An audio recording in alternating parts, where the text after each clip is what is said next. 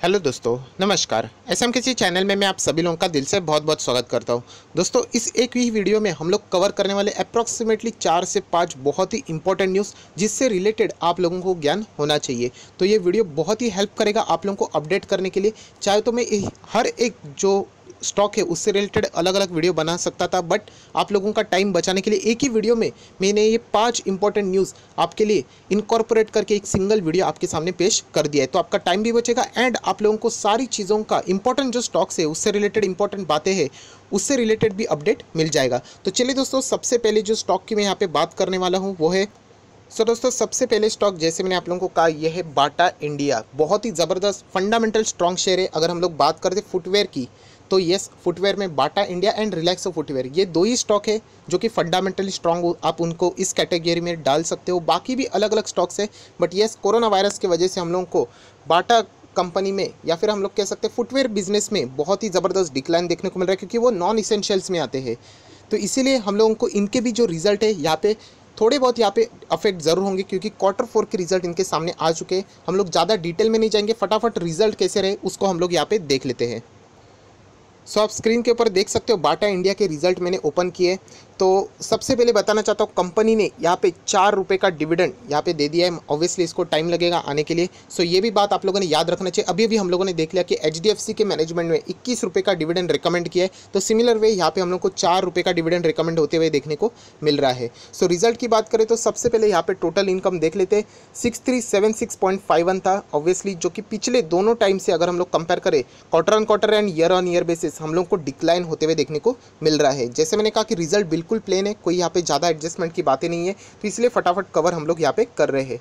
Expenses की भी बात करें तो लगभग 5790 यहाँ पे एक्सपेंस देखने को मिल रहा है, जो कि दोनों क्वार्टर से अगर हम लोग कंपेयर करें तो कम है। एंड ये अच्छी बात है, कंपनी ने एक्सपेंस कम ही करना चाहिए, तो अल्टीमेटली उनका जो प्रॉफिट का फिगर है वो भी बढ़ते हुए देखने को मिल सकता है।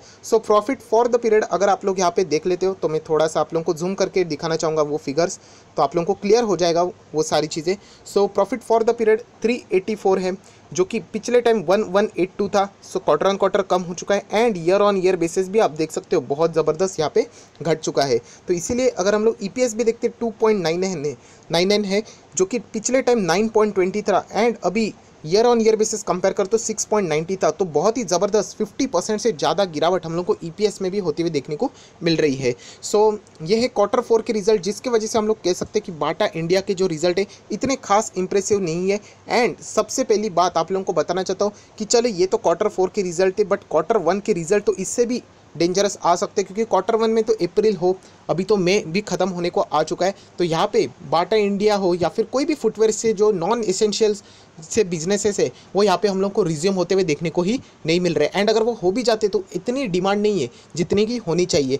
क्वार्टर 1 के रिजल्ट में हम तो और भी ज़बरदस्त गिरावट यहाँ पे एक्सपेक्ट कर सकते हैं। तो क्या ये स्टॉक 1000 के नीचे आ सकता है? टाइम अगर लंबी अवधि के लिए अगर आप सोचते हैं तो ये ज़रूर 1000 के नीचे आ सकता है। बट एक बात ज़रूर कहूँगा, ये कंपनी ख़राब नहीं है, ये कंपनी फंडामेंटल स्ट्रांग है। बट अभी करेंगे तो क्या करेंगे, कोविड-19 का इम्पैक्ट है, जितना लॉकडाउन बढ़ेगा उतना ही इस कंपनी का या फिर अदर कंपनीज भी, रिलैक्सो हो, बर्जर पेंट जैसी भी कंपनीज जो पेंट सेक्टर से जुड़ी हुई है, उनका नुकसान यहाँ पे होते हुए देखने को मिलने वाला है। बाटा इंडिया के रिजल्ट मैंने दिखा दी, 4 रुपये का डिविडेंड है एंड रिजल्ट अगर हम लोग यहाँ पे देखते तो यहाँ पे इतने इंप्रेसिव नहीं आए हुए हैं।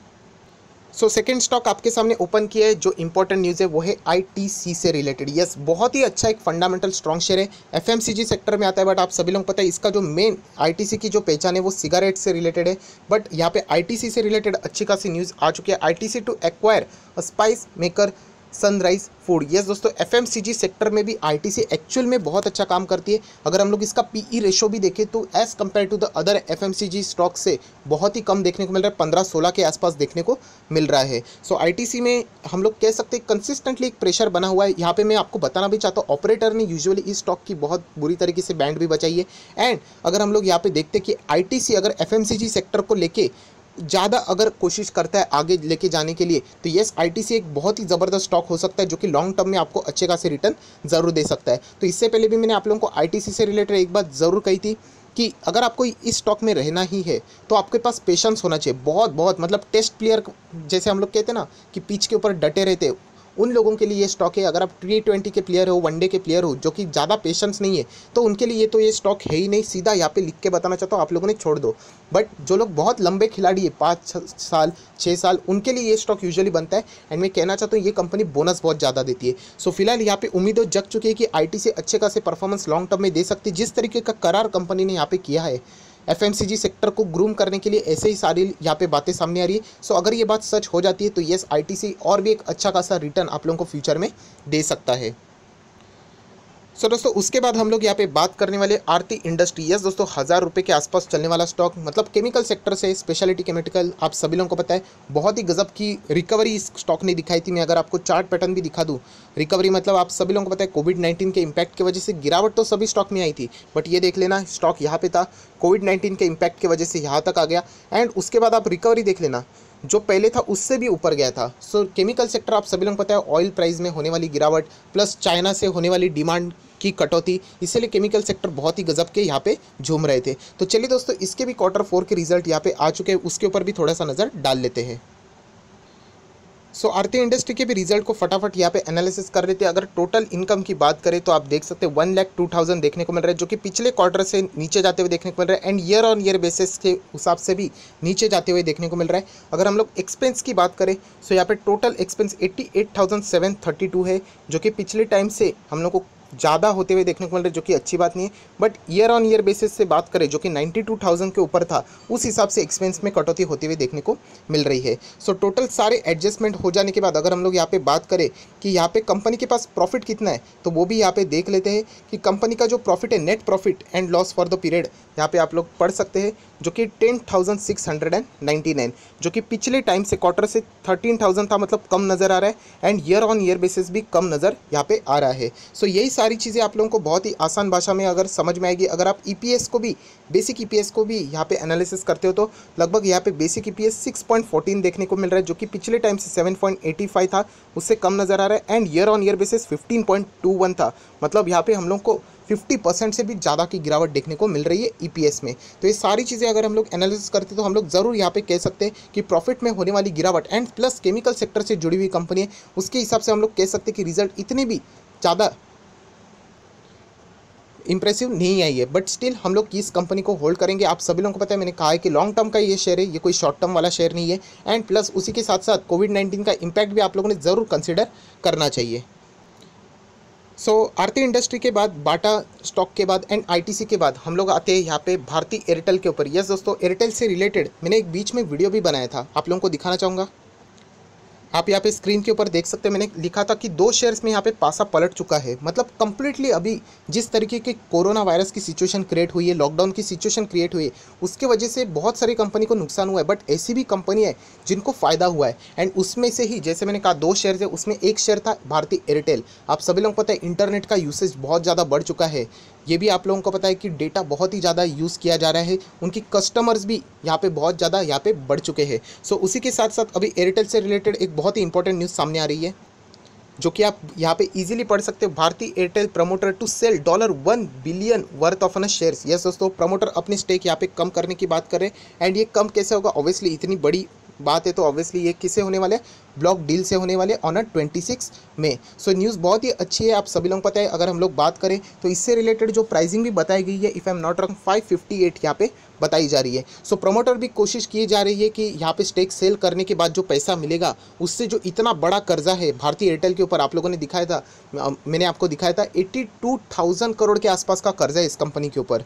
सो आप लोग देख सकते हैं कि कंपनी यहाँ पे अपने कर्जे को भी कम करने की कोशिश ज़रूर करेगी। सो इसीलिए मैंने आप लोगों को कहा था कि इस स्टॉक के ऊपर आप लोगों ने नज़र रखनी है, जो कि कोरोना वायरस की वजह से हम लोग कह सकते हैं अभी टॉप 5 में भी आ चुकी है। सो आप समझ सकते हैं जिनके रिजल्ट इतने मतलब गिरावट वाले थे, कंसिस्टेंटली लॉस वाले थे, हेवी प्रोविजनिंग करने वाली कंपनी टॉप 5 में आती है। सो यही वजह थी जो कि मैंने आप लोगों को यहाँ पे बता दी थी। तो इसलिए मैंने कहा था कि ऐसे स्टॉक के ऊपर अभी आप लोगों ने नज़र रखनी, जो कि मैं भी अभी यहाँ पे रख रहा हूँ। सो कितने सारे इंपॉर्टेंट अपडेट थे जो कि मैं अलग अलग वीडियो ज़रूर बना सकता था, बट एक ही वीडियो में मैंने सारे अपडेट्स आप लोगों को प्रोवाइड कर दी है।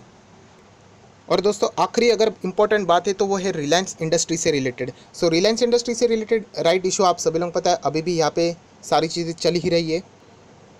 बट यहाँ पे चर्चा चल रही है, बहुत सारे लोग कमेंट सेक्शन में भी पूछ रहे थे कि जियो मार्ट से रिलेटेड। यस दोस्तों, रिलायंस का यहाँ पे जो रिटेल का जियो मार्ट है वो यहाँ पे बहुत ही ज़बरदस्त अभी पॉपुलर हो रहा है। अगर हम लोग बात करें तो आप लोग देख सकते हैं, Reliance launches a Jio mart online grocery services, and इसका जो चैलेंज रहेगा वो स्ट्रेट अवे अमेजोन के ऊपर रहेगा, फ्लिपकार्ट के ऊपर रहेगा, एंड उसी के साथ साथ डीमार्ट के ऊपर भी ज़रूर रहेगा। तो बहुत सारे लोगों ने ये भी सवाल पूछा है, सर इसके बाद क्या डीमार्ट का शेयर खत्म हो जाएगा? तो वापस मैं आप लोगों को कहना चाहता हूँ कि शेयर डायरेक्टली तो ख़त्म नहीं हो सकता, इतना आसान नहीं है। डीमार्ट के भी अगर हम लोग बात करें तो ऑनलाइन सर्विसेज रहती है। तो यहाँ पे क्या करें हम लोग, डीमार्ट में से एग्जिट की जाए? तो मैं आप लोगों को ऑलरेडी बताना चाहता हूँ, जब भी दो बड़े दिग्गज शेयर्स में जब कंपटीशन हो जाती है तो हम लोगों ने हमेशा दोनों शेयर्स में निवेश करना चाहिए। सो मैं अगर अपनी बात करूँ तो रिलायंस इंडस्ट्री में भी मेरे इतने शेयर्स है जितने डीमार्ट में नहीं है। सो दोनों में मेरे ज़बरदस्त शेयर है, तो कोई भी फर्स्ट आ जाए कोई भी सेकंड आ जाए मुझे कोई फ़र्क नहीं पड़ेगा। इनफैक्ट मैं चाहता हूँ इन दोनों में बहुत हेल्दी कंपटीशन हो जाए। सो इसका अल्टीमेटली जो फ़ायदा रहेगा वो हमें ही होगा, क्योंकि मैंने दोनों शेयर्स मेरे अपने पोर्टफोलियो में रख दिए। सेम स्ट्रैटेजी मैंने यहाँ पे आईटी सेक्टर में भी की थी। अगर मैं बात करूँ टीसीएस एंड इन्फोसिस, दोनों शेयर मेरे पोर्टफोलियो में, दोनों में हम हमेशा बहुत ही अच्छी खासी हेल्दी कंपटीशन होती है, बट फ़ायदा हमेशा मेरा ही होता है क्योंकि दोनों स्टॉक मेरे पास है। सो याद रखना दोस्तों कि अगर दो कंपनीज़ में फाइट होती है एंड दोनों अगर अच्छे रहेंगे तो हम लोगों ने हमेशा दोनों कंपनी में चाहे तो 50-50 करके निवेश करना चाहिए। सो रिलायंस इंडस्ट्री को तो मैं फ़िलहाल तो नहीं छोड़ूंगा, क्योंकि इतने सारे मल्टीपर्पज़ बिजनेस है, रिटेल भी है, जियो भी है, पेट्रोकेमिकल्स है। सो ऑब्वियसली फ़ायदा तो होता ही रहता है, इतना बड़ा नाम है, ब्रांड है, आप सभी लोगों को पता है। एंड एवेन्यू सुपरमार्ट ये ग्रोइंग कंपनी, इससे रिलेटेड भी मैंने निवेश करके रखा हुआ है। सो अच्छा खासा रिटर्न यहाँ पे बढ़ने के चांसेस बढ़ जाते हैं। सो आप लोगों ने पूछा वो सवाल 110% सही था कि एवेन्यू सुपरमार्ट के ऊपर फ़र्क नहीं पड़ेगा। पड़ेगा, ऑब्वियसली पड़ेगा। रिलायंस कोई छोटी कंपनी नहीं। जियो मार्ट से रिलेटेड अगर हम लोग बात करें तो व्हाट्सअप के थ्रू भी आप सभी लोगों को पता है यहाँ पे नया एक ऐप बनाने की कोशिश की जाएगी। सो आप लोग यहाँ पे ऑनलाइन ग्रोसरी खरीद सकते हो। सो दोनों शेयर में अगर आप रहते हो रिलायंस एंड डीमार्ट में, तो दोनों तरफ से आप लोगों को फ़ायदा हो सकता है। तो इस तरीके के स्मार्ट वर्क आप यूज़ करके अच्छा खासा मुनाफा कमा सकते हो। सो आई होप आशा करता हूँ दोस्तों जितने भी इंपॉर्टेंट न्यूज़ थे जो कि मैंने आपके सामने यहाँ पे एक ही वीडियो में पेश किए, सो वीडियो को लाइक करना मत भूलना। बहुत सारे लोग लाइक करना भूल जाते हैं। ज़रूर अपने दोस्तों के साथ शेयर भी करना, तो उनको भी ये सारी नॉलेज पहुंच पाएगी, फ्री ऑफ कॉस्ट है। सो थोड़ा सा इतना तो शेयर कर ही दो। So that's it, thank you very much दोस्तों। We will be meeting in our next video. तब तक के लिए बाय बाय।